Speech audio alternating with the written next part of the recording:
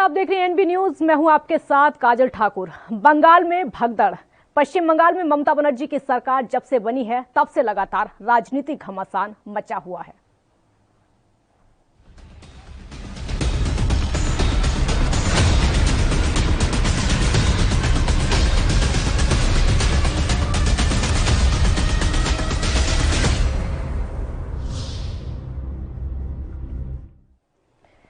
तो पश्चिम बंगाल में ममता बनर्जी की सरकार बनने के बाद से सरकार जब से बनी है राजनीतिक घमासान मचा हुआ है। मुकुल रॉय पार्टी छोड़कर पहले बीजेपी में गए थे, उसके बाद उन्होंने टीएमसी में फिर से वापसी कर ली है। कई ऐसे नेता हैं जो कि चुनाव की बयान में बहकर बीजेपी में शामिल हो गए थे, लेकिन अब जब टीएमसी की सरकार बन गई है तो कार्यकर्ता अनदेखी का आरोप लगा रहे हैं। कुछ कार्यकर्ता तो तख्ती लेकर धरने पर बैठ गए और कह रहे हैं कि ममता दीदी हमें पार्टी में वापस बुला लो। लेकिन वहीं दूसरी तरफ शुभेंदु अधिकारी ने राज्यपाल से विधायकों के साथ में मुलाकात की तो 74 में से सिर्फ 50 विधायक ही मौजूद रहे। अब सवाल ये बाकी है कि जितने भी विधायक हैं वो आखिरकार क्यों बैठक में नहीं पहुंचे। इससे साफ पता चलता है कि बीजेपी के अंदर बहुत कुछ चल रहा है। बीजेपी में पूरी तरीके से बवाल मचा हुआ है।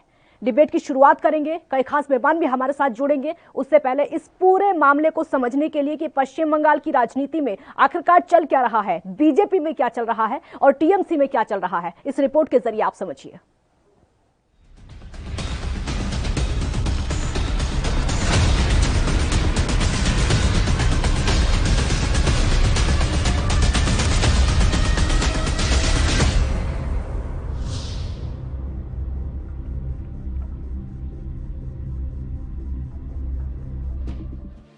पश्चिम बंगाल में ममता बनर्जी की सरकार बनने के बाद से ही बीजेपी में खलबली मचनी शुरू हो गई थी, क्योंकि बीजेपी की सरकार ना बनने से पार्टी भी हताश है और टीएमसी छोड़कर बीजेपी में गए नेता भी। और यही वजह है कि मुकुल रॉय ने तो घर वापसी कर ली है, लेकिन अब धीरे धीरे बाकी नेता भी घर वापसी करना चाहते हैं। और यही वजह है कि बीजेपी में गए नेता अब टीएमसी में जाने के लिए धरना दे रहे हैं। हाथों में तख्तियां लेकर ममता दीदी से घर वापसी की गुहार लगाकर कह रहे हैं कि बीजेपी में जाने को छोटी गलती मानकर हमें वापस बुला लो। वीरभूम में 50 से ज्यादा कार्यकर्ता धरने पर बैठे तो टीएमसी ने उन्हें वापस बुला लिया।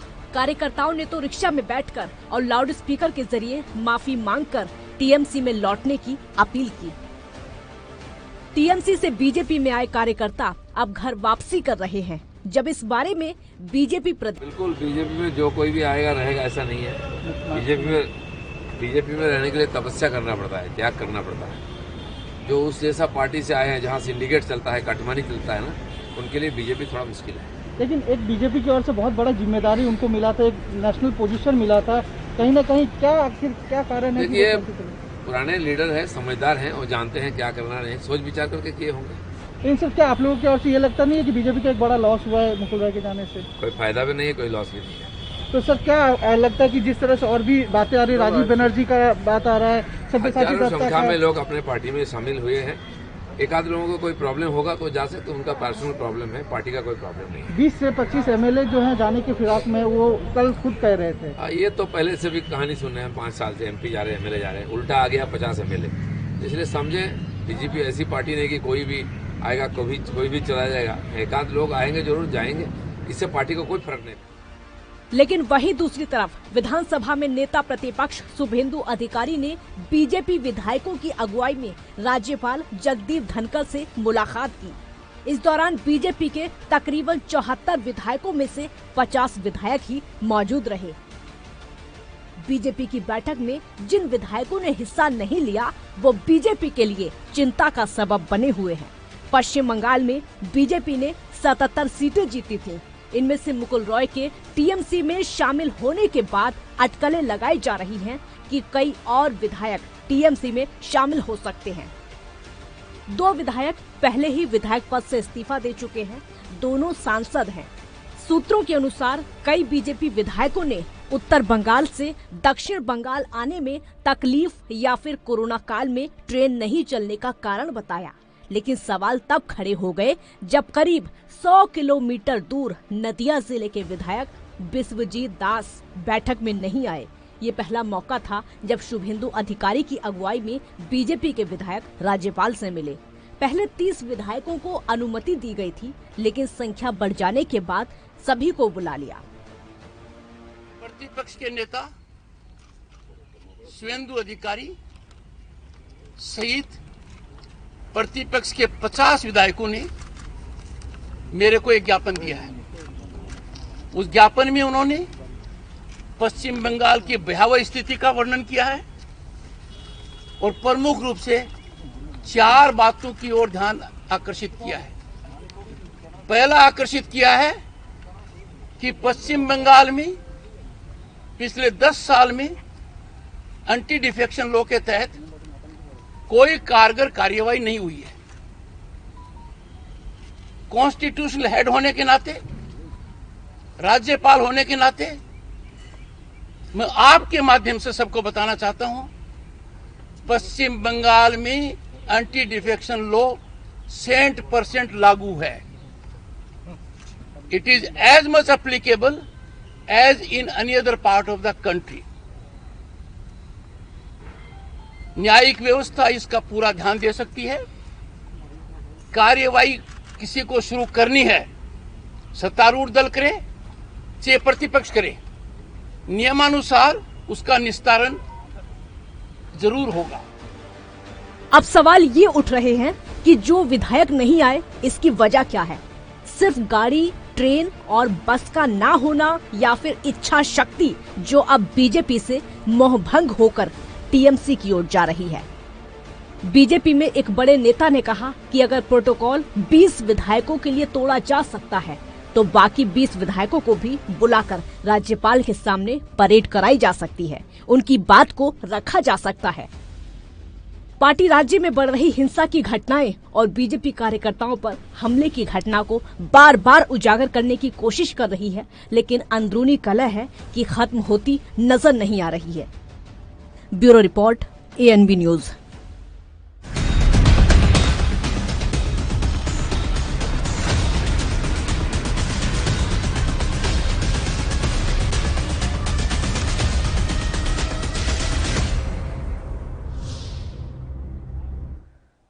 पश्चिम बंगाल की राजनीति में इस समय चल क्या रहा है, ग्राफिक्स के जरिए एक एक करके आपको समझाते हैं क्या इस समय राजनीति में चल रहा है।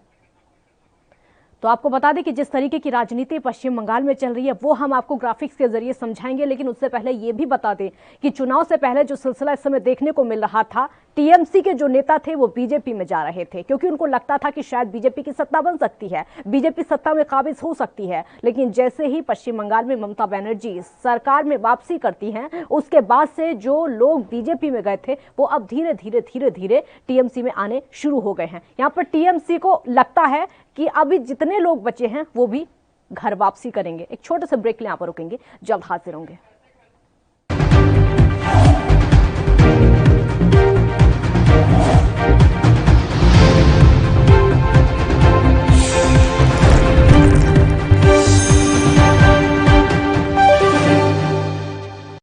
कोरोना वायरस ਨੂੰ ਅਸੀਂ ਤਾਂ ਹੀ ਹਰਾ ਸਕਦੇ ਹਾਂ ਜੇਕਰ ਅਸੀਂ ਆਪਣੇ ਵੱਧ ਤੋਂ ਵੱਧ ਟੈਸਟ ਕਰਵਾਵਾਂਗੇ ਤੇ ਵੈਕਸੀਨੇਸ਼ਨ ਲਗਵਾਵਾਂਗੇ। जैसे थोनू कोई थोड़ी बीमारी भी लगे, थोनू लगे कि मैनू मेरी छाती च दर्द है या मैनू खांसी हो गई या मैनू जुकाम हो गया या मेरा बदन दर्द है, तुसी वेट ना करो, टेस्ट कराओ। पंजाब सरकार वालों कोरोना वायरस नाल नजिठण लई पंजाब दे पिंडां विच वैक्सीनेशन ड्राइव चलाई गई है तां जो 18 साल तो उपर दे सारे लोग जल्द तो जल्द अपनी वैक्सीनेशन करवा सकन। पूरे पंजाब दे पिंडां लई कोविड टेस्टिंग केंद्र स्थापित किए गए ने। जेकर ਤੁਹਾਨੂੰ बुखार जुकाम ਜਿਹੇ ਲੱਛਣ ਮਹਿਸੂਸ ਹੁੰਦੇ ਹਨ ਤਾਂ ਤੁਰੰਤ ਆਪਣਾ ਕੋਰੋਨਾ ਵਾਇਰਸ ਦਾ ਟੈਸਟ ਕਰਵਾਓ। ਕੋਰੋਨਾ ਸੰਬੰਧੀ ਜਾਣਕਾਰੀ ਲਈ 104 ਹੈਲਪਲਾਈਨ ਤੇ ਕਾਲ ਕਰੋ। तो ਤੁਸੀਂ ਪਲੀਜ਼ ਇਸ ਗੱਲ ਤੋਂ ਹੁਣ ਮੇਰੀ ਗੱਲ ਮੰਨੋ ਕਿ ਆਪਾਂ ਪੰਜਾਬ ਨੂੰ ਬਚਾਉਣਾ ਹੈ, ਆਪਣੇ ਪਰਿਵਾਰਾਂ ਨੂੰ ਬਚਾਉਣਾ ਹੈ, ਆਪਣੇ ਪਿੰਡ ਨੂੰ ਬਚਾਉਣਾ ਹੈ, ਤੁਸੀਂ ਆਪਣੇ ਮੁਹੱਲਿਆਂ ਨੂੰ ਬਚਾਉਣਾ ਹੈ। ਤੁਸੀਂ ਜੋ ਦੱਸਿਆ ਡਾਕਟਰਾਂ ਨੇ ਕਰੋ। ਹਿਦਾਇਤਾਂ ਦੀ ਪਾਲਣਾ ਕਰਕੇ ਆਓ ਮਿਲ ਕੇ ਕਰੀਏ ਕੋਰੋਨਾ ਤੇ ਫਤਿਹ। यही है साडा मिशन फतेह।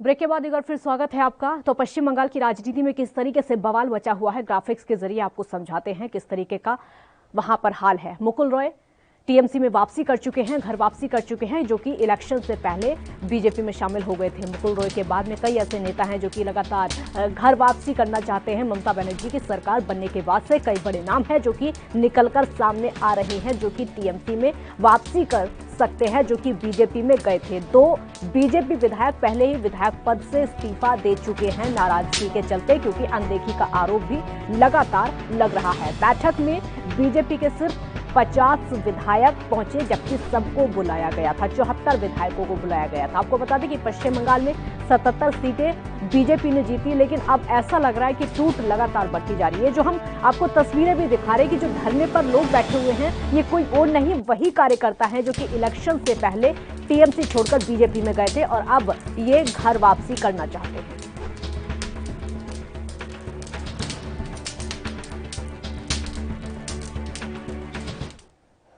और इस मुद्दे पर डिबेट की शुरुआत करेंगे। राहुल आनंद हमारे साथ जुड़ चुके हैं बीजेपी का पक्ष रखने के लिए, बहुत स्वागत है आपका। संजय चक्रवर्ती टीएमसी का पक्ष रखने के लिए हमारे साथ जुड़ चुके हैं। संजय चक्रवर्ती जी, आपका भी बहुत बहुत स्वागत है। राहुल जी, शुरुआत आपसे ही करते हुए, इलेक्शन से पहले हमने देखा था कि आपका कुनबा लगातार बढ़ता चला जा रहा था और जो कुनबा बड़ा हुआ था वो टीएमसी के लोग आपकी पार्टी में जा रहे थे, लेकिन जैसे इलेक्शन खत्म होते हैं आप उन लोगों को संभाल नहीं पा रहे हैं।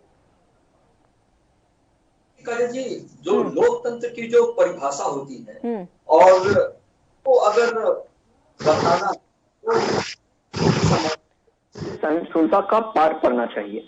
उसके बाद पता चलता है कि लोकतंत्र की खूबसूरती क्या होती है और किस प्रकार से उसको प्रकट की जाती है। लेकिन ये आश्चर्य की बात यह है कि बंगाल की राजनीति और वहां की जो राजनीतिक रंजिशें हैं उसको हर वक्त चर्चा में रहती है देश में।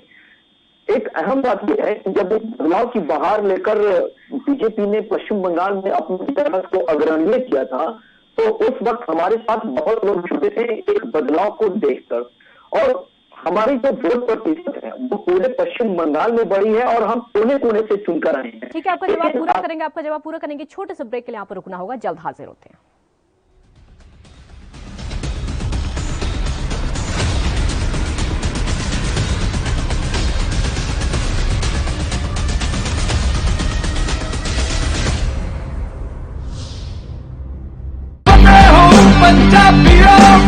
वैक्सीन जरूर करानी है। तुसीं थोड़े एंटीबॉडीज ਵਧਾਉਣੇ ਨੇ। ਜਦੋਂ ਤੁਹਾਡੇ ਐਂਟੀਬॉडीज ਵਧਣਗੇ ਉਹ ਐਂਟੀਬॉडीज ਨੇ ਜਿਹੜੀ ਕੋਰੋਨਾ ਦੇ ਨਾਲ ਜੰਗ ਲੜ ਸਕਦੀ ਹੈ ਤੁਹਾਡੇ ਬॉडीज ਦੇ ਵਿੱਚ। ਇਹ ਤੁਹਾਨੂੰ ਕਰਾਉਣਾ ਚਾਹੀਦਾ ਹੈ। ਤੁਹਾਨੂੰ ਉਹ ਡਾਕਟਰ ਜੋ ਪਹਿਲੇ ਦਿਨ ਤੋਂ ਕਹਿ ਰਹੇ ਨੇ ਮਾਸਕ ਨਹੀਂ ਭੁੱਲਣਾ। ਅਗਰ ਕਿਸੇ ਨੂੰ ਕੋਵਿਡ ਹੋ ਵੀ ਚੁੱਕਿਆ ਉਹਨੂੰ ਵੀ ਦੇਖੋ ਕਿ ਮਾਸਕ ਪਹਿਨੇ, ਕਿਉਂਕਿ ਸਟ੍ਰੇਨਸ ਬਦਲਦੇ। ਇਹ ਜਿਹੜੇ ਸਟ੍ਰੇਨ ਨੇ ਨਾ ਕੋਰੋਨਾ ਦੇ, ਇਹਨਾਂ ਦੀ ਮਿਊਟੈਂਟਸ ਬਣ ਜਾਂਦੇ ਨੇ। ਇਸ ਕਰਕੇ ਤੁਸੀਂ ਉਹ ਜੋ ਬੇਸਿਕ ਚੀਜ਼ਾਂ ਨੇ, ਮਾਸਕ ਪਹਿਨਣਾ, ਹੱਥ ਧੋਣੇ, सोशल डिस्टेंसिंग रखनी ये जरूरी है।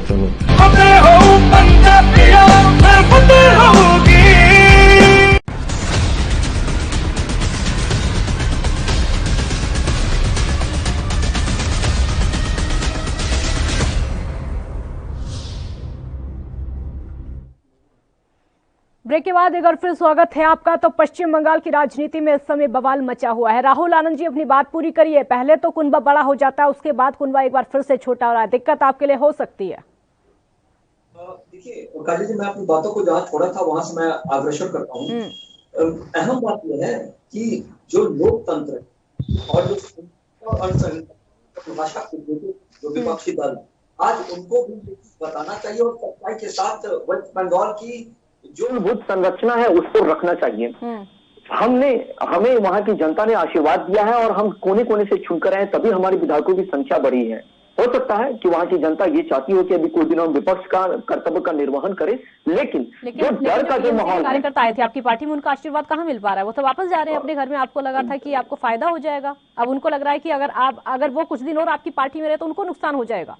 देखिए, मेरा अगला उत्तर यही था कि जो डर का जो माहौल है, जो असहिष्णुता की जो बात है, वो पश्चिम बंगाल की राजनीति में चरम पे है और दिख रही है, क्योंकि इसको हर लोग फिंगर आउट कर रहे हैं। लेकिन आश्चर्य की बात यह है कि हमारे जो विपक्षी दल हैं वो कभी भी इसके ऊपर कुछ नहीं कहते हैं, लेकिन बीजेपी पे आरोप जरूर लगा देते हैं सांप्रदायिकता को लेकर। जो यहाँ पे आपको ये बताइए वो जा क्यों रहे हैं? जो इतने बड़े बड़े दिग्गज आए थे आपकी पार्टी में, बीजेपी में आ गए थे, कार्यकर्ता भी सभी छोटे बड़े सभी कार्यकर्ता थे, वो जा क्यों रहे? पहले ये बताइए, इसका एक छोटा सा जवाब दीजिए, क्यों जा रहे हैं वो? सिर्फ और सिर्फ डर की वजह से कि दीदी ने उन लोगों को इतना डराया और इतना सताया है, और जो बीजेपी कार्यकर्ताओं की जो हत्याएं हो रही है, दीदी कैसे डराएंगे राहुल जी? दीदी कैसे डराएंगे? पहले 1 मिनट, वो आपकी पार्टी में आ चुके हैं, दीदी की पार्टी छोड़ चुके थे, आपकी पार्टी में आ चुके हैं, अब दीदी कैसे डराएंगी? कैसे डर उनको? देखिए, उनको ये पता था कि पश्चिम बंगाल में एक नई ऊर्जा का संचार होगा, और वो बीजेपी के कुनबे से इसलिए जुड़े थे ताकि उनको ये लग रहा था कि अगर बीजेपी की सरकार आती है तो बहुत चीजों में परिवर्तन करेगी। लेकिन जब वो नहीं जीत पाई और विपक्ष में बैठने के लिए जब सक्षम हुई, चलिए आपका जवाब ले लेती हूँ मैं। ठीक है, आपकी बात पूरी करें। संजय चक्रवर्ती जी, मतलब जो कार्यकर्ता और जो नेता बीजेपी में आ जाते हैं फिर भी आप उनको डराने का काम कर रहे हैं? देखिए, पहली बात तो ये है कि अभी राहुल जी बोल रहे हैं डराने का काम कर रहे हैं। हाँ। तो बताइए, विधायकों को कौन डरा सकता है? जबकि जो है जैसे ही विधायक बने उनको वायु श्रेणी की जो है सुरक्षा दी गई, सारे विधायकों को दी गई है। तो इन सारे विधायकों को अब किस तरीके से किस बात का डर है? ये डर नहीं है, किसी भी तरीके का कोई डर नहीं है। क्योंकि ये होता क्या है कि जो इनके यहाँ पे बीजेपी का जो माहौल है उसमें हर इंसान घुटन सा महसूस करता है, क्योंकि हमेशा इनके वो आदेशों से जो है इतना लादा जाता है। लेकिन संजय चक्रवर्ती जी, आपको याद होगा इलेक्शन से पहले भी हमारी डिबेट होती थी, इलेक्शन से पहले भी उस समय यही कार्यकर्ता आपकी पार्टी में घुटन महसूस करते थे। नहीं, वही तो मैं बता रहा हूँ। क्या इनका, चलिए, इलेक्शन के पहले जो कार्यकर्ता जब छोड़ करके जाना चाहते हैं, मतलब से उतनी बात ऐसी बातें बोलते रहते हैं। इस समय तो कोई इलेक्शन नहीं ना, इस समय क्या प्रॉब्लम? आपको रोकूंगी, ब्रेक के लिए आपको रुकना होगा, छोटा सा ब्रेक यहाँ पर लेते हैं, जल्द हाजिर होंगे।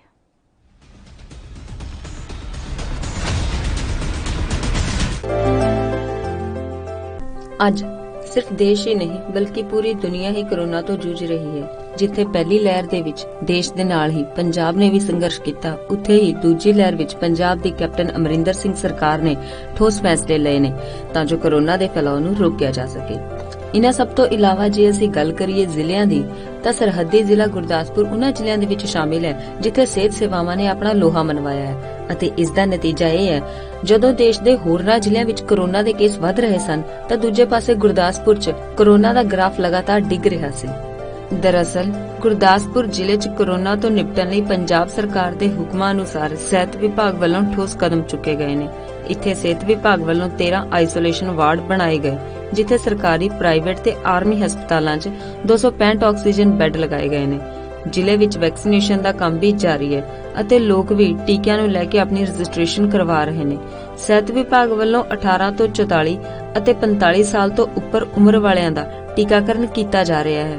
ਜ਼ਿਲ੍ਹੇ ਵਿੱਚ ਕੁੱਲ 217 ਸੈਂਟਰ ਸਥਾਪਿਤ ਕੀਤੇ ਗਏ ਨੇ, ਜਿੱਥੇ ਰੋਜ਼ਾਨਾ 4000 ਦੇ ਕਰੀਬ ਕੋਰੋਨਾ ਟੈਸਟ ਕੀਤੇ ਜਾ ਰਹੇ ਨੇ। ਇਸ ਤੋਂ ਇਲਾਵਾ ਸਿਹਤ ਵਿਭਾਗ ਵੱਲੋਂ ਹੋਮ ਕੁਆਰੰਟਾਈਨ ਮਰੀਜ਼ਾਂ ਲਈ ਫਤਿਹ ਕਿੱਟ ਵੀ ਭੇਜੀ ਜਾ ਰਹੀ ਹੈ।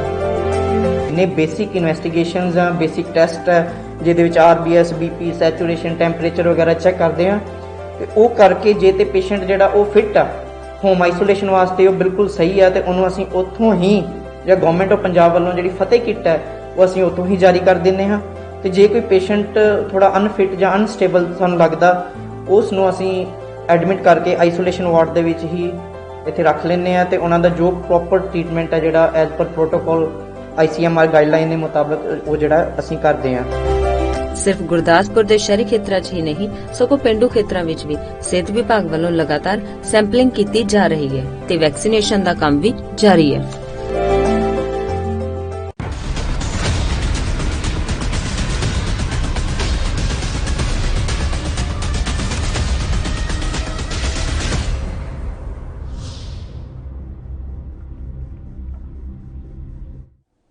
ब्रेक के बाद एक बार फिर स्वागत है आपका। दोनों खास मेहमान इस समय हमारे साथ जुड़े हुए हैं, अपनी बात पूरी करिए संजय जी। जी, मैं जैसे कि बोल रहा था कि अभी तो कोई इलेक्शन नहीं है, तो अब कार्यकर्ता इस समय छोड़कर क्यों जा रहे हैं? अभी मैं दिलीप घोष जी की बात सुन रहा था कि वहाँ अनुशासन और दुनिया जहां की पाठ पढ़ा रहे थे, समझा रहे थे। तो पहली बात तो ये है कि अगर आप वो लोग ऐसे ही थे तो आपने लिया क्यों? और लिया तो आपको पता नहीं था इस बारे में कि ऐसे हो सकता है, तो आपने फिर जो है आप उनको लेना ही नहीं चाहिए था। आपको आप अपने कार्डर पे आपको भरोसा करना ही चाहिए था। उस समय तो आओ जाओ, तुम भी आओ, तुम भी आओ, तुम भी आओ। दरअसल इनका कहीं कोई कार्डर वहां पे पश्चिम बंगाल में था ही नहीं। मैं आपको रिपोर्ट देता हूँ, एक छोटी सी रिपोर्ट है मेरे पास कि लगभग 78,600 बूथ ऐसे थे जहां पे इनका कोई पन्ना प्रमुख नहीं था। लगभग 1280 बूथ ऐसे थे जहां इनको 10 वोट नहीं मिले और चलिए आपका जवाब उनसे लेंगे, आपका जवाब उनसे लेंगे। एक ब्रेक के लिए यहाँ पर रुकना होगा, छोटा सा ब्रेक यहाँ पर लेते हैं, जल्द हाजिर होंगे। आप देखते रहिए ANB न्यूज।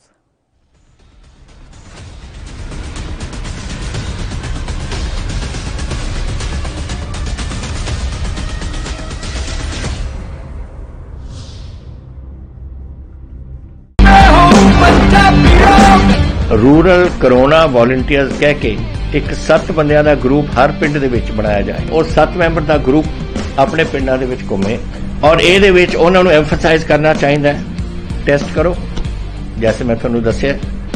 ਜਿੱਥੇ ਫਿਰ ਅਗਰ ਕੋਈ ਪੋਜ਼ਿਟਿਵ ਨਿਕਲਿਆ ਉਹ ਕਿਹਨੂੰ ਮਿਲਿਆ ਉਹਨੂੰ ਟ੍ਰੇਸ ਕਰੋ ਕਿ ਜਾ ਕੇ ਦੇਖੋ ਕਿ ਕਿਹਨੂੰ ਮਿਲਿਆ, ਉਹਨੂੰ ਵੀ ਟੈਸਟ ਕਰੋ ਔਰ ਫਿਰ ਜਿਹੜੇ ਕੋਵਿਡ ਪੋਜ਼ਿਟਿਵ ਨੇ ਟ੍ਰੀਟ ਕਰੋ। 3 T's test, trace and treat.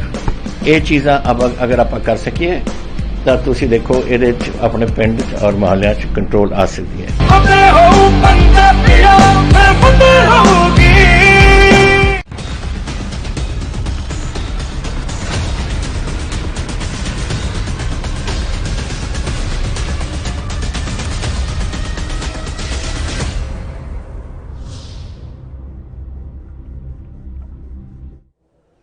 Break के बाद एक बार फिर स्वागत है आपका। राहुल जी, आपसे जवाब चाहिए। पहले तो आप ही बोलते थे कि आ जाइए पार्टी में, आ जाइए, जितने नेता आ रहे हैं, जितने कार्यकर्ता आ रहे हैं, मतलब आपको सिर्फ पार्टी में भरने से मतलब था, आपको सिर्फ कुनबा बढ़ाने से मतलब था। लेकिन अब जब आपकी पार्टी छोड़ कर जा रहे हैं तो आप अनुशासन का पाठ पढ़ा रहे हैं, क्या मतलब है इसका? हमारे राष्ट्रीय अध्यक्ष ने एक बात कहा था, सेवा ही संगठन है। हाँ। और हमने अपनी पार्टी के अंदर अनुशासन मर्यादाओं का भी ध्यान रखा है, तभी जाकर आज बीजेपी एक अनुशासित पार्टी कहलाती है। लेकिन अभी की जो बात है, पश्चिम बंगाल की जो बात है, पश्चिम बंगाल में जो अनुशासन की जो बात की जा रही है वो कहीं ना कहीं इसको आप इस तथ्य से भी जोड़ सकते हैं कि अनुशासन तो है ही हमारे लिए, लेकिन इसके साथ साथ जो सांप्रदायिक घटनाएं घट रही हैं उसके डर की वजह से भी लोग छोड़ के जा रहे हैं। बड़े भैया संजय जी एक बहुत ही अहम बात कह रहे थे कि वो विधायक क्यों। राहुल जी एक बात यहाँ पर समझ नहीं आ रही, राहुल जी एक बात यहाँ पर ये समझ नहीं आ रही है, कार्यकर्ता वो जो है टीएमसी से बीजेपी में आ चुके हैं, अब वो बीजेपी के हो चुके हैं, अब उनको किस बात का डर है? अब तो मोदी जी का हाथ उनके सिर पर है ना, अब डर किस बात का है फिर? देखिए, जो बंगाल में चुनाव जीतने के बाद जो दृश्य देखा गया, जो दर्दनाक दृश्य मीडिया की नजरों के माध्यम से दिखाया गया, लोगों का घर जल रहा है, पिटाइयां हो रही है, तो कहीं ना कहीं इंसान के अंदर में डर का माहौल जरूर आता है। और उस डर की वजह से वहां के बीजेपी कार्यकर्ता तो किसी से डरते नहीं है, मोदी जी उनके साथ हैं, वो तो किसी से डरते नहीं है, फिर डर का माहौल है क्यों? ठीक है संजय जी, आपका जवाब देना आती हूँ आपके पास, बोलिए संजय जी। संजय जी आपकी बात पूरी करेंगे, ब्रेक के लिए यहाँ पर रुकना होगा।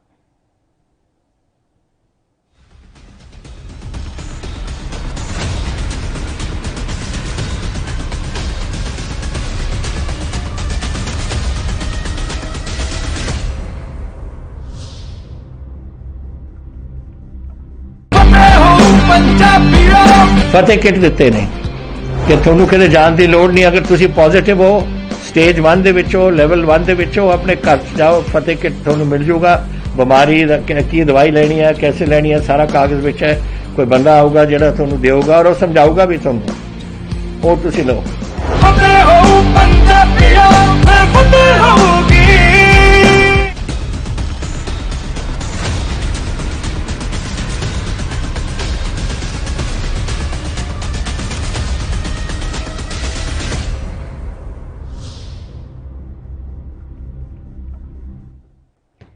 ब्रेक के बाद एक बार फिर स्वागत है आपका। तो पश्चिम बंगाल की राजनीति में पूरी तरीके से बवाल मचा हुआ है। पहले तो बीजेपी में टीएमसी के कार्यकर्ता आ जाते हैं, अब धरना दिया जा रहा है ताकि वो टीएमसी में चले जाएं, लेकिन बीजेपी का कहना है कि उनको डर लग रहा है, इसीलिए वो वापसी कर रहे हैं। राहुल जी पहले मुझे एक जवाब दीजिए, वो जो हम तस्वीरें दिखा रहे थे अभी, धरना दे रहे हैं जो कार्यकर्ता सड़क पर बैठे हुए हैं, अब वो कह रहे हैं कि ममता दीदी हमारी छोटी सी गलती समझकर माफ कर दो और हमको पार्टी में बुला लो। क्या समझे, अनदेखी की गई बीजेपी में उनकी? इसका तात्पर्य यह है कि ममता दीदी हमें मत मारना, हम आपके साथ आने को तैयार हैं। इसके कहने का तात्पर्य यह है।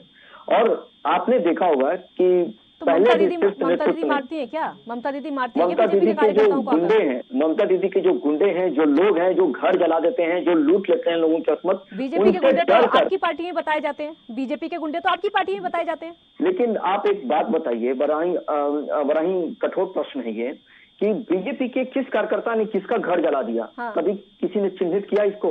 लेकिन वेस्ट बंगाल में तो वेस्ट बंगाल में टीएमसी के लोग, राहुल जी आप भी आरोपी लगाते हैं। कैमरा ने भी दिखाया है मैडम, कैमरा ने दिखाया, काजल जी कैमरा ने दिखाया, पूरे देश ने दिखा है कि किस प्रकार से जब ममता दीदी जब तीसरी बार मुख्यमंत्री बनी थी और उनके ऊपर जब वो स्वर्णिम पहनाया गया था, माला पहनाया गया था, उस वक्त कैसे उनके कार्यकर्ता मनोबल को खो चुके थे और अपने आप को खोकर वो जो कार्यकर्ता अगर आपकी पार्टी में रहते तो ममता दीदी उनको मरवा देती, ये मान कर चले क्या?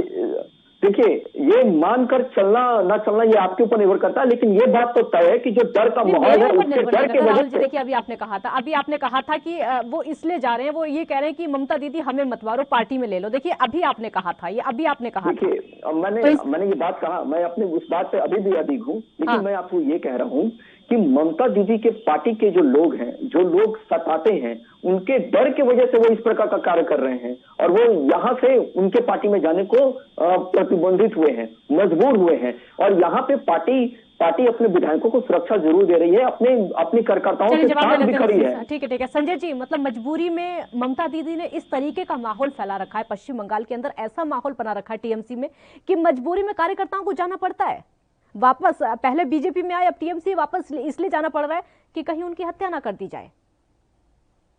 हाँ। अपनी पार्टी का मजाक बना रहे, एक तरीके से कह सकते हैं।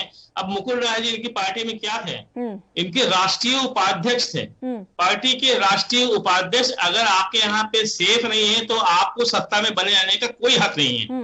अगर आप अपने राष्ट्रीय उपाध्यक्ष, अगर आप जैसा कह रहे हैं डर का माहौल, हिंसा, आप लगातार ये आज से नहीं, आप लोग पिछले 7 साल से लगातार ये बात बोलते रहे, डर का माहौल, हिंसा। अरे 10 करोड़ जनता वहां पे है, 10 करोड़ जनता को डर नहीं लगता। रात को 2 बजे वहां महिलाएं जो है आप आराम से घूमती रहती हैं और तब भी जो है आपको लगता है डर का माहौल है, आपको वायु सेना की सुरक्षा मिली हुई है। आपके मुकुल राय आपकी पार्टी के राष्ट्रीय उपाध्यक्ष है और अगर आप राष्ट्रीय उपाध्यक्ष के जो है सबसे पहले टूट करके वही हमारे पास आए हैं, आप अगर ये राष्ट्रीय उपाध्यक्ष को आप अपने आप को सेफ नहीं रख सकते, आपको ये डर का माहौल बता कि आप केवल अपना पल्ला झाड़ रहे हैं, कुछ नहीं कर रहे हैं। ठीक है राहुल जी, मुकुल रॉय को किस चीज का डर था जो वापस चले गए?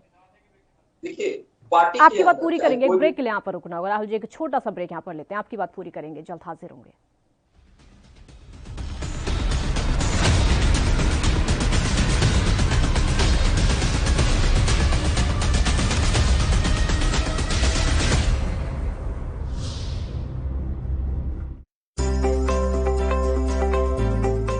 ਦੇਸ਼ ਦੇ ਨਾਲ ਹੀ ਪੂਰੇ ਪੰਜਾਬ ਵਿੱਚ ਵੀ ਕੋਰੋਨਾ ਵੈਕਸੀਨੇਸ਼ਨ ਮੁਹਿੰਮ ਪੂਰੇ ਜ਼ੋਰਾਂ ਤੇ ਹੈ।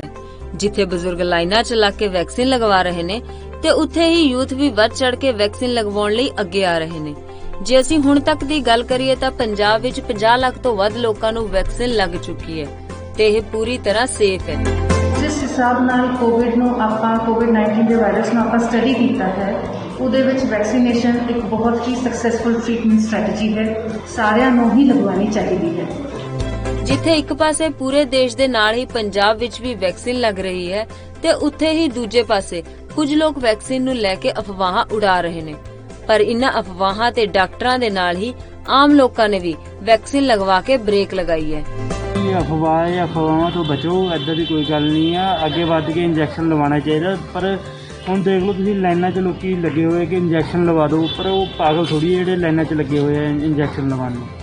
ਇਸੇ ਤਰ੍ਹਾਂ ਵੈਕਸੀਨ ਲਗਵਾ ਚੁੱਕੀ ਸੁਸ਼ਮਾ ਮੋਦਗਿਲ ਨਾਮ ਦੀ ਇੱਕ ਮਹਿਲਾ ਨੇ ਵੈਕਸੀਨ ਨੂੰ ਪੂਰੀ ਤਰ੍ਹਾਂ ਸੇਫ ਦੱਸਿਆ ਹੈ ਤੇ ਉਹਨਾਂ ਨੇ ਅਪੀਲ ਕਰਦੇ ਹੋਏ ਕਿਹਾ ਕਿ ਸਾਨੂੰ ਸਾਰਿਆਂ ਨੂੰ ਵੈਕਸੀਨ ਲਗਵਾਉਣੀ ਚਾਹੀਦੀ ਹੈ ਕਿਉਂਕਿ ਇਸ ਨਾਲ ਸਾਡਾ, ਸਾਡੀ ਫੈਮਿਲੀ ਦਾ ਤੇ ਦੂਜਿਆਂ ਦਾ ਬਚਾਅ ਹੁੰਦਾ ਹੈ।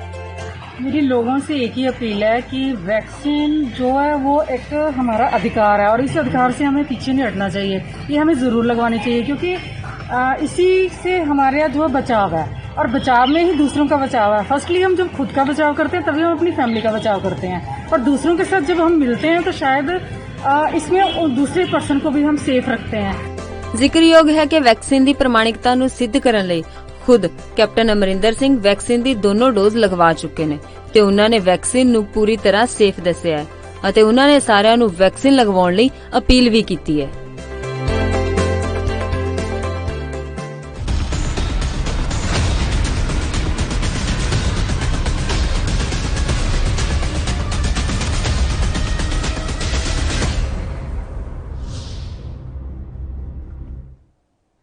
ब्रेक के बाद एक बार फिर स्वागत है आपका। पश्चिम बंगाल की राजनीति में पूरी तरीके से बवाल मचा हुआ है और जब से सरकार बनी है तभी से बवाल मचा हुआ है। राहुल जी, मुकुल रॉय को किस बात का डर था, जवाब दीजिए। देखिए, किसी भी नेता का आना जाने पे कोई पाबंदी नहीं होती और जब मुकुल राय जी हमारे साथ जुड़े थे और जहां उनकी अनदेखी हुई थी, टीएमसी में जब उनकी अनदेखी हुई थी, तब वो बीजेपी के साथ जुड़े थे और बीजेपी के साथ वो अच्छे कदम से कदम मिलाकर भी चले। लेकिन जो उनकी अपेक्षाएं थी कि सरकार बनेगी, सरकार ना बन पाने की वजह के बाद जो प्रेशर उनके ऊपर आया, प्रेशर इन द सेंस, मेरे कहने का तात्पर्य यहाँ ये है कि उनको लगा कि सरकार बनेगी तो एक बदलाव आएगा, सरकार ना बन पाई तो उनको मेंटली टॉर्चर जाएगा, ये बहुत सारी चीजें हो सकती हैं। ठीक है, ये प्रेशर ना झेल पाने की वजह से वो टीएमसी के साथ चले गए। मेरी शुभकामनाएं, हमारी पार्टी की तरफ से शुभकामनाएं अभी भी उनके साथ है कि वो जहां रहे। राहुल जी, अभी आप कह रहे थे कि डर की वजह से वो लोग जा रहे हैं, डर की वजह से वो लोग जा रहे हैं। अब यहाँ पर आप प्रेशर ले आए, अभी तो डर था। मैं आ रहा हूँ काजल जी, मैं आ रहा हूँ, मैं अपनी बातों को आपके सामने रख रहा हूँ उसी परिप्रेक्ष्य में, जिस परिप्रेक्ष्य में आप जानना चाहती हैं। तो वो गए, हमारी उनके साथ शुभकामनाएं हैं, लेकिन जो राजनीतिक हिंसा होती है, जो राजनीतिक गतिविधियां वहां हो रही है, जो डर का माहौल था, उसके वजह से भी ये ज्यादा प्रारूप होता है कि लोग वहां जाएं। क्योंकि राज्यपाल जी ने भी ममता दीदी को ये बात कही थी कि आप तीसरी दफा आप अपनी सरकार को पुरानी बदनामियों से दूर हटाइए, ये उनको कहा गया था और ये पूरा देश जानता है। तो कहीं ना कहीं वो जो राजनीतिक हिंसा है वो छोटों को भी नहीं और बड़े के लिए भी है, तो उससे डर के वजह से भी बहुत लोग बीजेपी का साथ छोड़ रहे हैं। लेकिन मैं आपको इस चीज के लिए आश्वस्त दिला देता हूं कि हमारा जो परिश्रम है और हमारी जो मेहनत है वो अभी भी पश्चिम बंगाल में है और रहेगी। राहुल जी, इसको ऐसे नहीं समझ सकते कि वो आए थे ये सोचकर कि बीजेपी की सत्ता बन जाएगी और सत्ता में काबिज बीजेपी हो नहीं पाई, उनको कुछ मिल नहीं पाया, इसलिए वो यहाँ से वापस चले गए और आप उनको रोक नहीं पाए। जाहिर सी बात है, उनको ये भी लगा होगा, मैंने अपनी बात आप उनको रोक नहीं पाए, ये भी मैंने एक शब्द और ऐड किया है, और आप उनको रोक नहीं पाए। जब वो पार्टी छोड़ने का मन बनाए थे तो हमारे सिर्फ उनसे आपका जवाब संजय जी से रुके, एक छोटे से ब्रेक के लिए यहाँ पर रुकना होगा, जल्द हाजिर होंगे।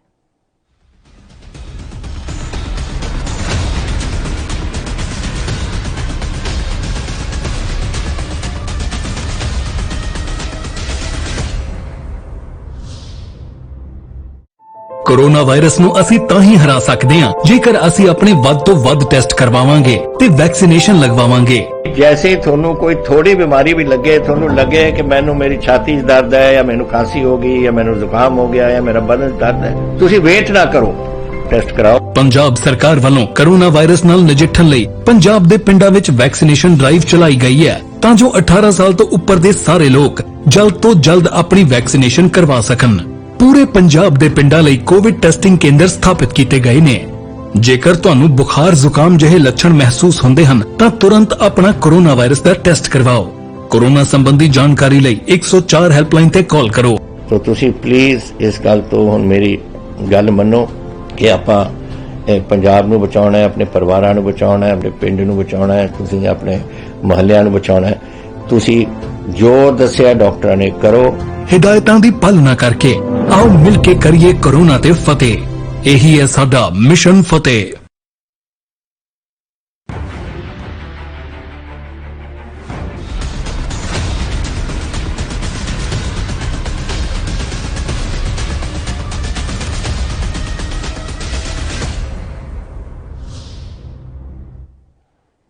ब्रेक के बाद एक बार फिर स्वागत है आपका। संजय जी, आपकी पार्टी में ऐसे नेता हैं जो कि सिर्फ लालची हैं, ये उनका कहना है। मुकुल रॉय सिर्फ लालच के लिए वहां पर गए थे, उनका लालच पूरा नहीं हो पाया, वो वापस आ गए। जवाब दीजिए संजय जी। मतलब ये तो कह रहे हैं अपनी पार्टी का सिर्फ मजाक बनवा रहे हैं और कुछ नहीं कर रहे हैं। मुकुल राय जी छोड़ करके कब गए थे? 2017 नवंबर में, जब हमारी टीएमसी की पार्टी जस्ट एक साल पहले बनी थी और उनके पास 4 साल का मौका था जब वो पार्टी में रह सकते थे। मुकुल राय भगदड़ में नहीं गए थे, ध्यान रखिएगा। ये भगदड़ जो 2021 में चुनाव के पहले मची थी, उस भगदड़ में नहीं गए थे। मुकुल राय 2017 में गए थे और 16 का चुनाव के जस्ट बाद वो चले गए थे, 1 साल बाद ही चले गए थे। तो मुकुल राय जी के पास बहुत अच्छा मौका था कि हमारी पार्टी में रह करके हमारी पार्टी के भी काम करते, क्योंकि हमारी पार्टी में उनकी पोजीशन नंबर 2 की पोजीशन थी। ठीक है, सबसे ज्यादा फाउंडर मेंबर में आते हैं और संगठन में बहुत अच्छा काम करते हैं और ये काम उन्होंने बीजेपी के अंदर भी करके दिखाया है और बीजेपी को 2 सीट से 18 सीट तक पहुंचाया। और ये मुकुल राय की ताकत थी जो संगठन के अंदर जिस तरीके से उन्होंने वर्किंग किया, लेकिन इनको क्या है कि इनको दिखता क्या है, भाजपा वालों को दिखता क्या है, जो नया आता है ना, ये जो चलिए एक और सवाल आपसे मेरा होगा और ब्रेक उससे पहले लूंगी, छोटा सा ब्रेक यहाँ पर लेते हैं।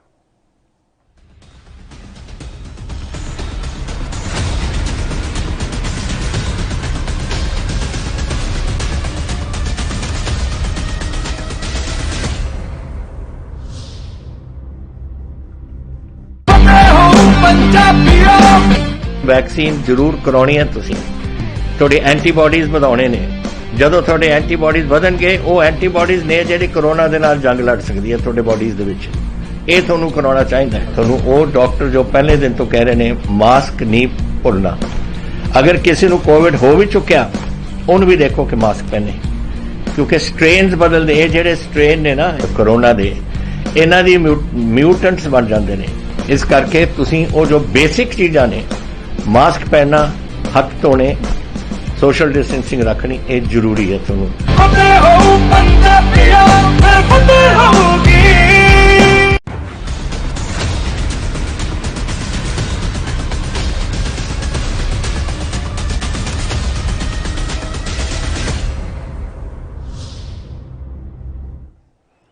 ब्रेक के बाद एक बार फिर स्वागत है आपका। संजय जी, सवाल मेरा आपसे होगा, मुकुल रॉय की वापसी हो चुकी है, लालच के लिए वहां पर गए थे, माना यही जा रहा है, अब वो आपके पास आ चुकी है, ऐसा ना हो कि अगले इलेक्शन में फिर उन्हीं के पास चले जाएं?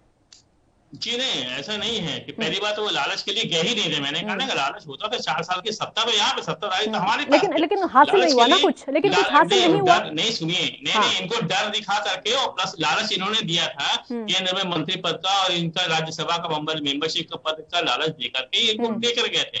और बाकायदा इन्होंने संगठन में इनको वर्क भी कराया। तो चूंकि मैंने कहा ना कि भाजपा का जब इनको शुभेंदु अधिकारी मिल गया, इनको लगता था कि मुकुल राय से बड़ा नेता मिल गया, पर गलती यहाँ पे इनसे हो गई। और मुकुल राय को जो है दरकिनार करके शुभेंदु अधिकारी को इन्होंने हाईलाइट करना शुरू कर दिया और शुभेंदु अधिकारी को बाकायदा विपक्ष का नेता बना के अब मुकुल राय को ये लगा कि हम तो यहाँ पे राष्ट्रीय उपाध्यक्ष थे, लेकिन अब मेरी हैसियत एक से विधायक के रूप में रह गए, उपेक्षित में से करने लगे। और यही हालत सारे जितने इनके विधायक है, कार्यकर्ता हैं, उनकी भी वही हालत है जो अपने आप को उपेक्षित महसूस करते हैं। क्योंकि यहाँ पे इनके यहाँ पे जिस तरीके से एक पोजीशन है, ये कार्यकर्ता को कार्यकर्ता ना समझ कर नौकर की तरह ट्रीटमेंट देते हैं। ठीक है राहुल जी, अनदेखी की जाती है। ठीक है, आपका जवाब ले लेते हैं, आप ही का जवाब ले रहे हैं। राहुल जी, अनदेखी की जाती है, इसीलिए लोग आपको छोड़ कर जाते हैं। देखिए संजय जी, जब बातें रखते हैं तो बार अपनी बातों में इस चीज को कहते हैं कि ये अपनी पार्टी के बातों को हटा अपनी पार्टी का नाम डुबा रहे हैं, लेकिन सबसे अहम बात तो ये है कि टीएमसी के लोग ये भूल जाते हैं कि वो गुंडागर्दी वाली पार्टी है और वो गुंडागर्दी के ही राज पे वो राज कर रही है। मैं बताता हूँ इनके बाद का, इन्होंने फिर भी राहुल जी एक मिनट, फिर भी उन्होंने आपको छोड़कर उसी टीएमसी को पसंद किया है वहां की जनता ने, फिर भी सरकार वहीं की बनी है। मैं बता रहा हूँ काजल जी, विपक्ष के नेता के बारे में उन्होंने बात की है। हाँ। तो शुभेंदु अधिकारी ने किसको हराया है, किस कद्दावर नेता को हराया है जिससे टीएमसी जानी जाती थी, ममता दीदी को हराया है। तो जाहिर सी बात है कि विपक्ष के नेता का रोल निभाने के लिए शुभेंदु अधिकारी ही होंगे।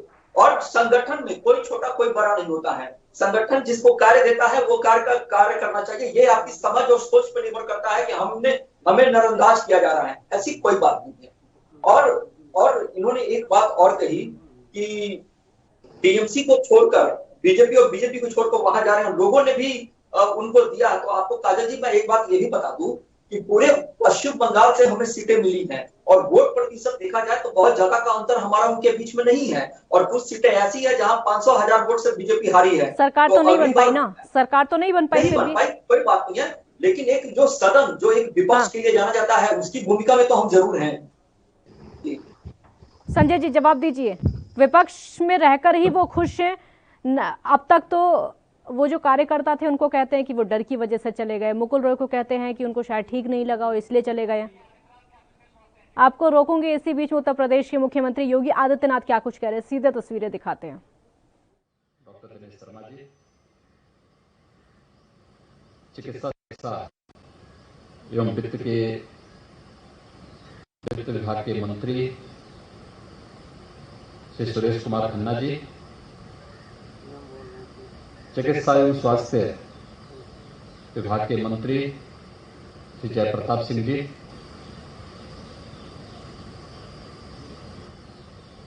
विभाग के राज्य मंत्री श्री अतुल गर्ग जी, चिकित्सा शिक्षा राज्य मंत्री श्री संदीप सिंह जी, प्रदेश के मुख्य सचिव, अपर मुख्य सचिव स्वास्थ्य विभाग के सभी अधिकारीगण, पत्रकार मित्रों,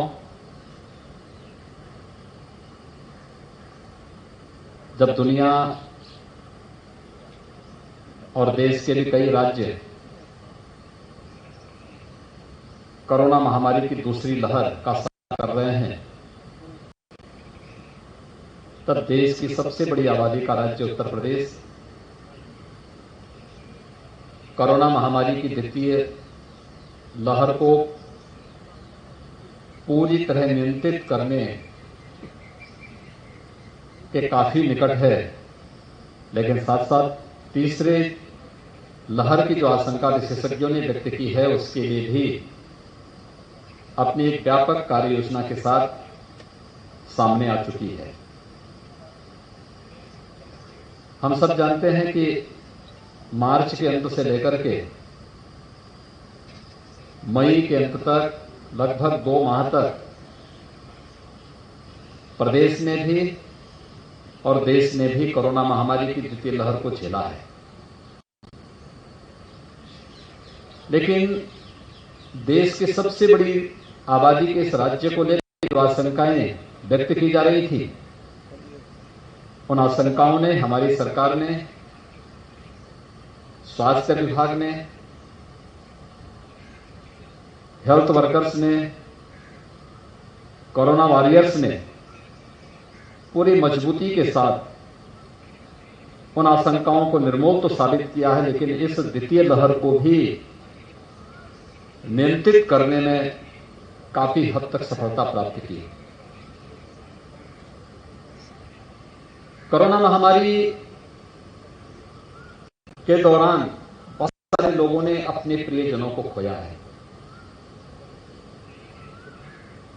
उन दिवंगत आत्माओं के प्रति अपनी विनम्र श्रद्धांजलि अर्पित करते हुए शोक संतप्त परिजनों के प्रति मैं प्रदेश सरकार की ओर से अपनी संवेदना व्यक्त करता हूं। स्वास्थ्य विभाग के जो हमारे हेल्थ वर्कर्स हैं और जो कोरोना वॉरियर्स हैं, इन्होंने जो अद्भुत कार्य किया है, मैं उन सब का हृदय से अभिनंदन भी करता हूं, जिनके पुरुषार्थ से हम लोगों को प्रथम लहर में सफलता के बाद द्वितीय लहर को भी सफलतापूर्वक नियंत्रित करने में सफलता प्राप्त हुई, और आज हम तीसरी लहर की तैयारी के चरण में आगे कदम बढ़ा रहे हैं। याद करिए, जब 23-24 अप्रैल को, 19 अप्रैल से लेकर के 23-24 अप्रैल के बीच में इसी लखनऊ में 6,200 पॉजिटिव केस प्रतिदिन आए थे, और 6,200 एक दिन में पॉजिटिव। मुख्यमंत्री योगी आदित्यनाथ को आप सुन रहे थे। ब्रेक के लिए यहां पर रुकेंगे, जल्द हाजिर होंगे।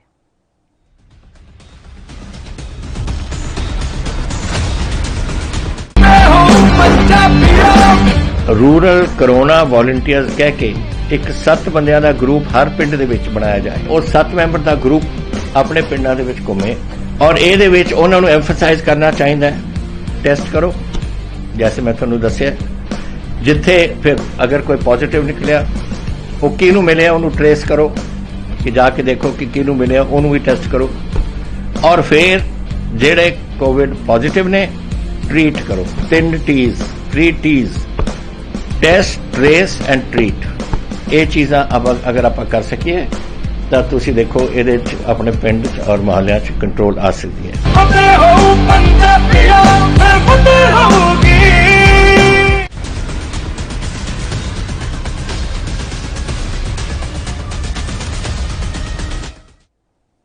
ब्रेक के बाद एक बार फिर स्वागत है आपका। मुख्यमंत्री योगी आदित्यनाथ क्या कुछ कह रहे हैं, आपको एक बार फिर से सुनवाते हैं।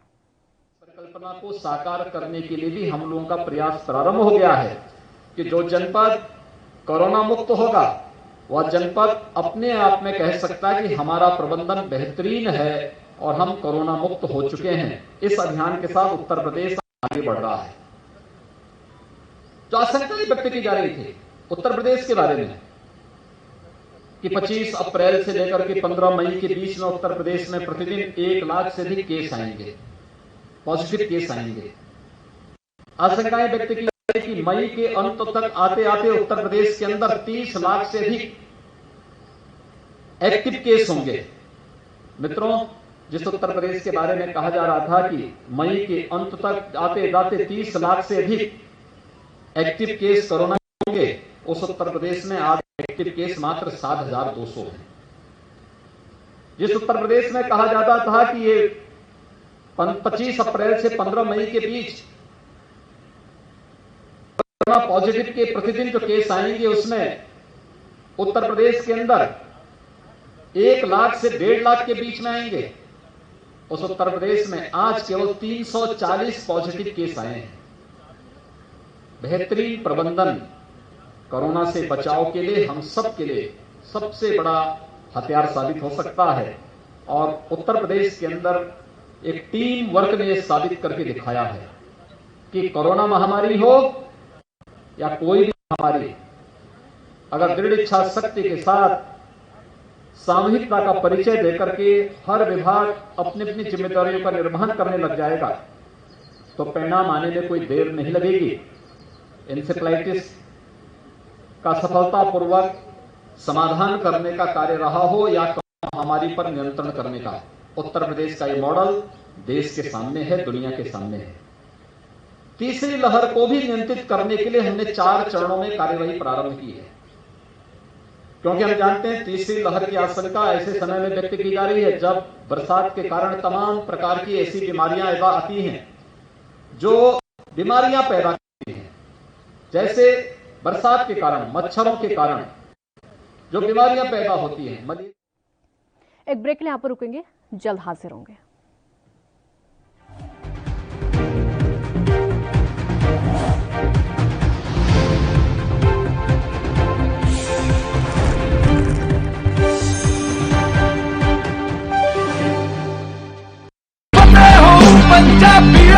फतेह किट ਦਿੱਤੇ ਨੇ ਕਿ ਤੁਹਾਨੂੰ ਕਿਤੇ ਜਾਣ ਦੀ ਲੋੜ ਨਹੀਂ। ਅਗਰ ਤੁਸੀਂ ਪੋਜ਼ਿਟਿਵ ਹੋ, ਸਟੇਜ 1 ਦੇ ਵਿੱਚ ਹੋ, ਲੈਵਲ 1 ਦੇ ਵਿੱਚ ਹੋ, ਆਪਣੇ ਘਰ ਜਾਓ, ਫਤਿਹ ਕਿਟ ਤੁਹਾਨੂੰ ਮਿਲ ਜੂਗਾ। ਬਿਮਾਰੀ ਦਾ ਕੀ ਦਵਾਈ ਲੈਣੀ ਹੈ, कैसे ਲੈਣੀ ਹੈ, ਸਾਰਾ ਕਾਗਜ਼ ਵਿੱਚ ਹੈ। ਕੋਈ ਬੰਦਾ ਆਊਗਾ ਜਿਹੜਾ ਤੁਹਾਨੂੰ ਦੇਊਗਾ ਔਰ ਉਹ ਸਮਝਾਊਗਾ ਵੀ ਤੁਹਾਨੂੰ, ਉਹ ਤੁਸੀਂ ਲਓ। ਫਤਿਹ ਹੋ ਪੰਜਾਬੀਓ, ਫਿਰ ਫਤਿਹ ਹੋਊਗੀ।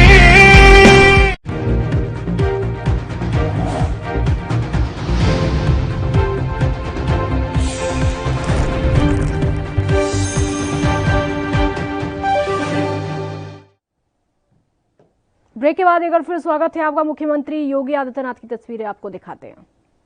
उपलब्ध करवाई आज उन सभी परिवारों के पास न केवल नारी गरिमा की सुरक्षा करने का एक माध्यम मिला, बल्कि उन परिवारों को तमाम प्रकार की बीमारियों से भी मुक्ति मिली। और इसीलिए हम लोगों ने 4 चरणों में थर्ड वेव को रोकने की जो अपनी कार्रवाई प्रारंभ की, उसमें सबसे पहला कार्य स्वच्छता, सैनिटाइजेशन, फॉगिंग और शुद्ध पेयजल को रखा है।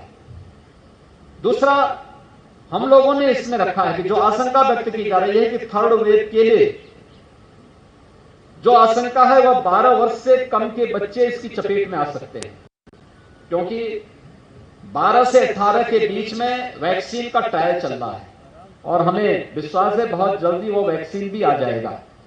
प्रधानमंत्री जी की व्यक्तिगत रुचि बच्चों के वैक्सीन को भी बहुत शीघ्र मार्केट में पहुंचाने में मदद कर देगी, क्योंकि किसी वायरस के खिलाफ कोई वैक्सीन आना यह पहली बार हुआ है। मैं पिछले 20-25 वर्षों से इस फील्ड को बहुत नजदीक से देखता रहा हूं। तमाम प्रकार की बीमारियां आती थी, कोई दवा नहीं आ पाती थी, लक्षणों के आधार पर ही उपचार होता था। भारत जैसे देश में तो कोई कल्पना भी नहीं कर सकता था। हम आभारी हैं आदरणीय प्रधानमंत्री जी के, अभिनंदन करते हैं अपने देश के वैज्ञानिकों का जिन्होंने 2 वैक्सीन भारत को दी और आज वैक्सीनेशन का कार्यक्रम सुरक्षा का एक बेहतर कवच दे रहा है। और बेहतर कवच के लिए हम लोगों ने तय किया कि 12 वर्ष से छोटी उम्र के जितने बच्चे होंगे उनके अभिभावकों को हम लोग अभिभावक स्पेशल बूथ के माध्यम से वैक्सीनेशन के साथ जोड़ेंगे, वैक्सीन का एक सुरक्षा कवच उपलब्ध करवाएंगे। तीसरा, हम लोगों ने जो कार्यक्रम प्रारंभ किया है वह प्रदेश के अंदर मेडिकल कॉलेजेस में 100 बेड का पीडियाट्रिक के निर्माण की कार्रवाई युद्ध स्तर पर चल रहा है। हम इस बात का विश्वास के साथ कह सकते हैं कि प्रदेश के अंदर जून के अंत तक हर एक मेडिकल कॉलेज में 100 बेड का पीडियाट्रिक आईसीयू और आइसोलेशन के वार्ड स्थापित हो जाएंगे। डिस्ट्रिक्ट हॉस्पिटल में भी 25 से 30 बेड के पीडियाट्रिक आईसीयू और आइसोलेशन के वार्ड स्थापित हो जाएंगे और कुछ सीएससी जो दूर दराज के सीएससी हैं वहां पर भी हम इसको स्थापित कर रहे हैं। लेकिन साथ साथ मैन पावर की प्रशिक्षण की कार्रवाई भी हमारी साथ चल रही। पीडियाट्रिशियन हैं, न्यूरोलॉजिस्ट हैं, हेल्थ वर्कर्स हैं, जितने भी पैरामेडिक्स हैं, नर्सिंग स्टाफ है, हाउस कीपिंग स्टाफ है, इन सब के भी प्रशिक्षण की कार्रवाई हमारी साथ साथ चल रही है। वर्तमान में इनका प्रशिक्षण भी वर्तमान में चल रहा है।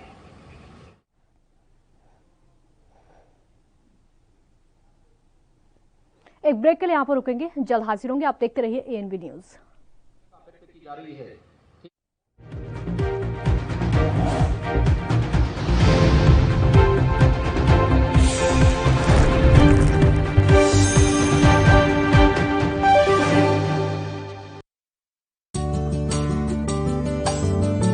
ਰਾਜਸਥਾਨ ਤੇ ਪਾਕਿਸਤਾਨ ਦੀ ਹੱਦ ਤੇ ਵਸਿਆ ਜ਼ਿਲ੍ਹਾ ਫਾਜ਼ਿਲਕਾ ਪੰਜਾਬ ਦੇ ਉਹਨਾਂ ਜ਼ਿਲ੍ਹਿਆਂ ਵਿੱਚ ਸ਼ਾਮਿਲ ਹੈ ਜਿੱਥੇ ਕੋਰੋਨਾ ਮਹਾਮਾਰੀ ਨੂੰ ਲੈ ਕੇ ਸ਼ਾਸਨ ਪ੍ਰਸ਼ਾਸਨ ਸ਼ੁਰੂ ਤੋਂ ਹੀ ਅਲਰਟ ਮੋਡ ਤੇ ਰਿਹਾ ਹੈ।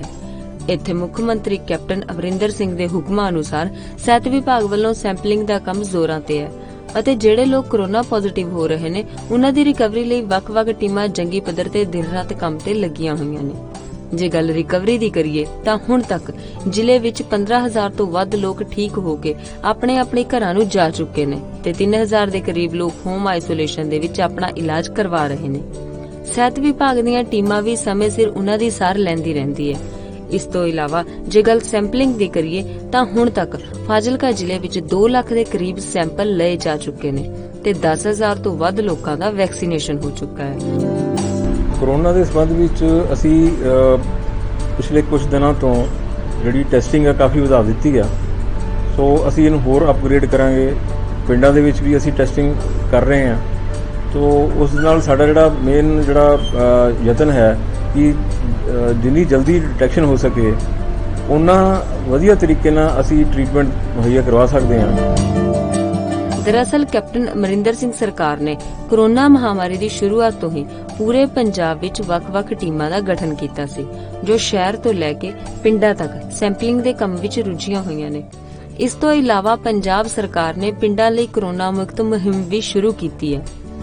ਕੋਰੋਨਾ ਪਿੰਡ ਮੁਕਤ ਅਭਿਆਨ ਤੇ ਉਸ 'ਚ ਵੀ ਇਹਨਾਂ ਨੇ ਜਿਹੜੇ ਸਾਡੇ ਕਰੀਬ 100 ਦੇ ਕਰੀਬ ਹੈਲਥ ਵੈਲਨੈਸ ਸੈਂਟਰ ਨੇ ਪੂਰੇ ਜ਼ਿਲ੍ਹੇ ਵਿੱਚ, ਉਹ ਸਾਰੇ 100 ਦੇ 100 ਹੈਲਥ 94 ਹੈ ਆਈ ਐਮ ਨੋਟ ਸ਼ੋਰ, ਤੇ ਉਹਨਾਂ ਸਾਰੀਆਂ ਜਗ੍ਹਾਵਾਂ ਤੇ ਕੋਵਿਡ ਟੈਸਟਿੰਗ ਸਟਾਰਟ ਕਰ ਦਿੱਤੀ ਗਈ ਹੈ ਜੀ। ਜ਼ਿਕਰਯੋਗ ਹੈ ਕਿ ਪੰਜਾਬ ਦੀ ਕੈਪਟਨ ਅਮਰਿੰਦਰ ਸਿੰਘ ਸਰਕਾਰ ਨੇ ਸ਼ੁਰੂ ਤੋਂ ਹੀ ਇਸ ਵਾਇਰਸ ਦੇ ਪ੍ਰਕੋਪ ਨੂੰ ਸਮਝਿਆ ਤੇ ਇਸ ਨੂੰ ਜ਼ਿਆਦਾ ਫੈਲਣ ਨਹੀਂ ਦਿੱਤਾ ਕਿਉਂਕਿ ਸਰਕਾਰ ਆਪਣਾ ਫਰਜ਼ ਸਮਝਦੀ ਹੈ।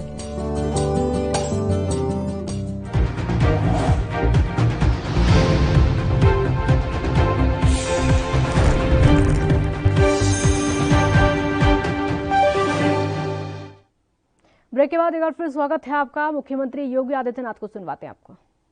उपलब्ध कराएंगे और हमारी निगरानी समितियां गांव-गांव में जाकर के इस मेडिसिन को वितरित करने का कार्य करेंगी। आज इसी कार्यक्रम का शुभारंभ हो रहा है जिसमें छोटे बच्चों के लिए 0 से 1 वर्ष के बच्चों के लिए ड्रॉप, 1 से 5 वर्ष के बच्चों के लिए जो उनके लिए दवा सामान्य हो सकती है लिक्विड फॉर्म में होगा, कुछ टैबलेट देंगे, ये व्यवस्था उनके लिए की जा रही है।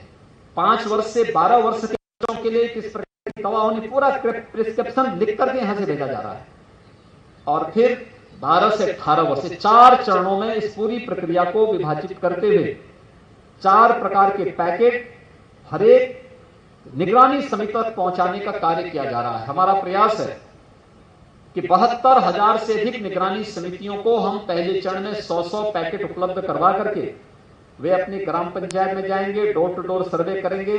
लक्षण युक्त व्यक्ति को, अगर किसी को फीवर है, या फीवर वायरल का भी हो सकता है, इंसेफ्लाइटिस का भी हो सकता है, या फीवर मलेरिया का भी हो सकता है, किसी अन्य बीमारी का भी हो सकता है, ये दवा उसमें नुकसान नहीं करेगी बल्कि फायदा देगी।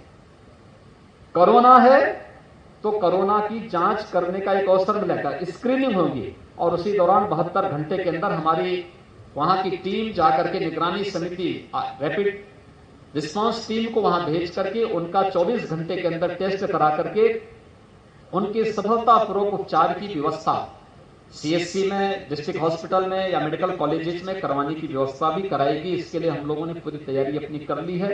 आज इस कार्यक्रम का शुभारंभ यहां पर हो रहा है। मैं स्वास्थ्य विभाग, मेडिकल कॉर्पोरेशन को इस बात के लिए हृदय से धन्यवाद दूंगा। एक समयबद्ध तरीके के द्वारा जो कार्यक्रम आगे बढ़ाया जा रहा है, थर्ड वेव को आने से पहले ही हम नियंत्रित करने में सफल होंगे। आज के इस अवसर पर एक बार फिर से मैं इस पूरे कार्यक्रम को आगे बढ़ाते हुए प्रदेश के अंदर अपने सभी नागरिकों से अपील करूंगा। ये महामारी है और ये महामारी हमें बचाव के लिए प्रेरित करती है। अपना बचाव जितना हम कर सकेंगे, किसी भी स्तर पर लापरवाही के लिए।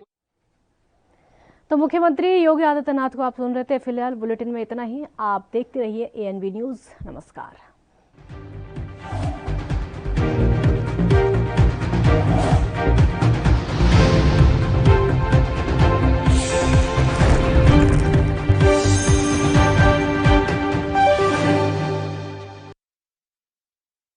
कोरोना वायरस ਨੂੰ ਅਸੀਂ ਤਾਂ ਹੀ ਹਰਾ ਸਕਦੇ ਹਾਂ ਜੇਕਰ ਅਸੀਂ ਆਪਣੇ ਵੱਧ ਤੋਂ ਵੱਧ ਟੈਸਟ ਕਰਵਾਵਾਂਗੇ ਤੇ ਵੈਕਸੀਨੇਸ਼ਨ ਲਗਵਾਵਾਂਗੇ। जैसे ਤੁਹਾਨੂੰ ਕੋਈ ਥੋੜੀ ਬਿਮਾਰੀ ਵੀ ਲੱਗੇ, ਤੁਹਾਨੂੰ ਲੱਗੇ ਕਿ ਮੈਨੂੰ ਮੇਰੀ ਛਾਤੀ 'ਚ ਦਰਦ ਹੈ ਜਾਂ ਮੈਨੂੰ ਖਾਂਸੀ ਹੋ ਗਈ ਜਾਂ ਮੈਨੂੰ ਜ਼ੁਕਾਮ ਹੋ ਗਿਆ ਜਾਂ ਮੇਰਾ ਬਦਨ ਦਰਦ ਹੈ, ਤੁਸੀਂ ਵੇਟ ਨਾ ਕਰੋ, ਟੈਸਟ ਕਰਾਓ। ਪੰਜਾਬ ਸਰਕਾਰ ਵੱਲੋਂ ਕੋਰੋਨਾ ਵਾਇਰਸ ਨਾਲ ਨਜਿੱਠਣ ਲਈ ਪੰਜਾਬ ਦੇ ਪਿੰਡਾਂ ਵਿੱਚ ਵੈਕਸੀਨੇਸ਼ਨ ਡਰਾਈਵ ਚਲਾਈ ਗਈ ਹੈ ਤਾਂ ਜੋ 18 ਸਾਲ ਤੋਂ ਉੱਪਰ ਦੇ ਸਾਰੇ ਲੋਕ ਜਲਦ ਤੋਂ ਜਲਦ ਆਪਣੀ ਵੈਕਸੀਨੇਸ਼ਨ ਕਰਵਾ ਸਕਣ। पूरे पंजाब ਦੇ ਪਿੰਡਾਂ ਲਈ ਕੋਵਿਡ ਟੈਸਟਿੰਗ ਕੇਂਦਰ ਸਥਾਪਿਤ ਕੀਤੇ ਗਏ ਨੇ। ਜੇਕਰ ਤੁਹਾਨੂੰ ਬੁਖਾਰ ਜ਼ੁਕਾਮ ਜਿਹੇ ਲੱਛਣ ਮਹਿਸੂਸ ਹੁੰਦੇ ਹਨ ਤਾਂ ਤੁਰੰਤ ਆਪਣਾ ਕੋਰੋਨਾ ਵਾਇਰਸ ਦਾ ਟੈਸਟ ਕਰਵਾਓ। ਕੋਰੋਨਾ ਸੰਬੰਧੀ ਜਾਣਕਾਰੀ ਲਈ 104 ਹੈਲਪਲਾਈਨ ਤੇ ਕਾਲ ਕਰੋ। तो ਤੁਸੀਂ ਪਲੀਜ਼ ਇਸ ਗੱਲ ਤੋਂ ਹੁਣ ਮੇਰੀ ਗੱਲ ਮੰਨੋ ਕਿ ਆਪਾਂ ਪੰਜਾਬ ਨੂੰ ਬਚਾਉਣਾ ਹੈ, ਆਪਣੇ ਪਰਿਵਾਰਾਂ ਨੂੰ ਬਚਾਉਣਾ ਹੈ, ਆਪਣੇ ਪਿੰਡ ਨੂੰ ਬਚਾਉਣਾ ਹੈ, ਤੁਸੀਂ ਆਪਣੇ ਮੁਹੱਲਿਆਂ ਨੂੰ ਬਚਾਉਣਾ ਹੈ। ਤੁਸੀਂ ਜੋ ਦੱਸਿਆ ਡਾਕਟਰਾਂ ਨੇ ਕਰੋ। हिदायतां दी पालना करके आओ मिलके करिए कोरोना ते फतेह। यही है साडा मिशन फतेह।